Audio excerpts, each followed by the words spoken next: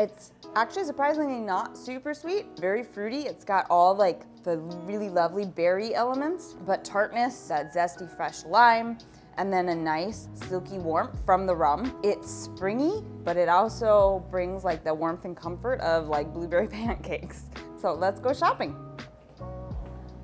Okay, so first for our corn and oil, we're going to use a rum. This is kind of fun in that it's made with 100% sugar cane from the highlands in Mexico. So that's a little different. It's got nice minerality to it from the soil there. Lovely like caramelized brown sugar, a little bit of like hazelnut. I get a little banana in the finish. It is just a really lovely sippable rum that is going to be a great start for our cocktail.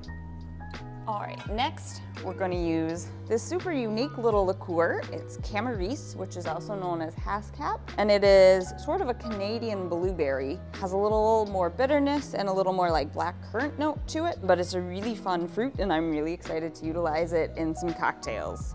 All right, and lastly, we're going to use our Velvet Falernum. Again, a classic in kind of rum tiki cocktails. This is sort of a rum, lime, and sugar kind of liqueur. So now I'm going to show you how to make our corn and oil cocktail. I don't actually know why it's called corn and oil. I did not name it. I should probably have inquired, but it's pretty damn good. So we're going to make it.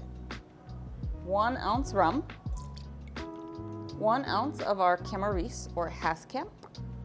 Haskap? The Canadian blueberry thing. Okay. 1/2 ounce Falernum. I always see like the SpongeBob. 1 hour later. 1 hour later. I braved the storm for these limes this morning. 1 ounce lime juice. Ice.